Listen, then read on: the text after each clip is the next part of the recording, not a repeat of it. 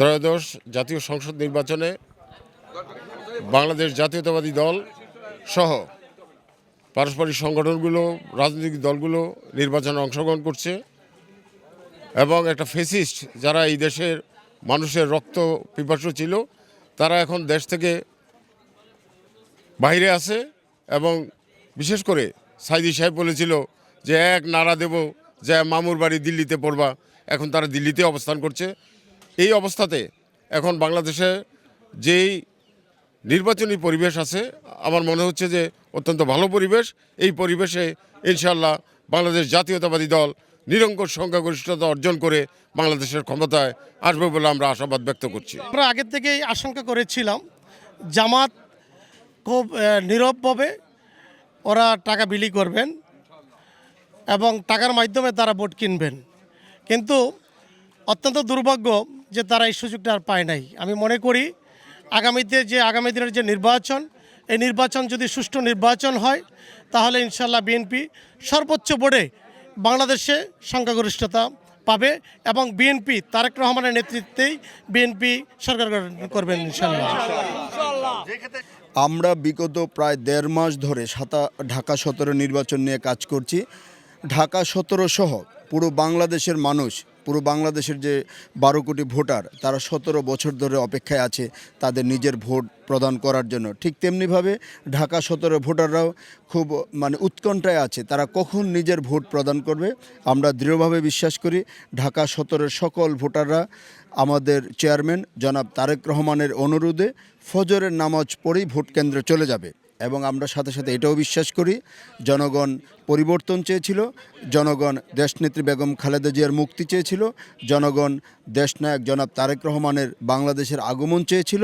সেই দৃষ্টিকোণ থেকে আমরা দৃঢ়ভাবে বিশ্বাস করি ঢাকা ১৭ ভোটাররা ধানের শীষে ভোট দিয়ে জনাব তারেক রহমানকে বিপুলভাবে বিজয়ী করবে। নির্বাচন খুব ভালো পরিবেশে হবে এবং গত ১৮ বছর যারা ভোট দিতে পারে না তারা অধীর আগ্রহে তাকিয়ে আছে ইনশাল্লাহ আগামীকাল ১২ তারিখ নিজের ভোটটা নিজে যায় কেন্দ্রে দিবে। এবং আমরা দেখছি মানুষের ভিতরে এক প্রকার ঈদের থেকে বেশি আমেজ। যে ঢাকার শহর দেখেন, আপনি যদি রাস্তা যান দেখবেন যে খালি। আমার মনে হইতেছে যার যার এলাকা যেখানে যার ভোটার যেখানে সেখানে চলে গেছে এবং অনেকে অলরেডি রাস্তাও আছে। তবে ইনশাল্লাহ ভোট খুব ভালোভাবে হবে, আমরা কোনো আশঙ্কার ভিতরে নেই ইনশাল্লাহ। আমাদের ধানের শীষ যেটা আমাদের চেয়ারম্যানের মার্কা, আমাদের চেয়ারম্যান জাতীয়তাবাদী দল জনাব তারেক রহমান, যিনি এই আসন থেকে ১৭ আসন থেকে নির্বাচন করতেছেন, বিপুল ভোটের মাধ্যমে ইনশাল্লাহ তাকে আমরা বিজয় করব।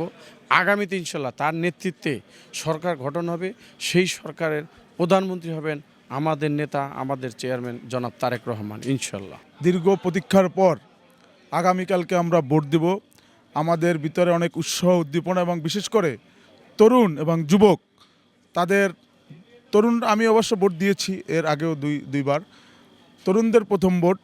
এবং আমরা এই দীর্ঘ ১.৫ মাস এবং প্রত্যক্ষভাবে যে কাজগুলো করেছি আমরা সেখানে দেখেছি মানুষের ভিতরে অনেক উৎসাহ, অনেক উদ্দীপনা এবং তারা যেমন আমরা ঈদের সাথে তুলনা করা হয়তো পাপ হবে, কিন্তু ওই রকম আনন্দই আমরা সবাই নিজেদের ভিতরে উপলব্ধি করতেছি। এবং অনেকেই ইতিমধ্যে আপনি দেখবেন যে ভোট দেওয়ার জন্য অনেক কষ্ট করে, যেমন আজকে একজনের সাক্ষাৎকার দেখলাম যে ২০০ টাকার ভাড়া ১,০০০ টাকা, তারপর উনি ভোট দিতে যাচ্ছে। কেন? ভোট আগামী দিন দীর্ঘ প্রতীক্ষার পর ভোট দেবো।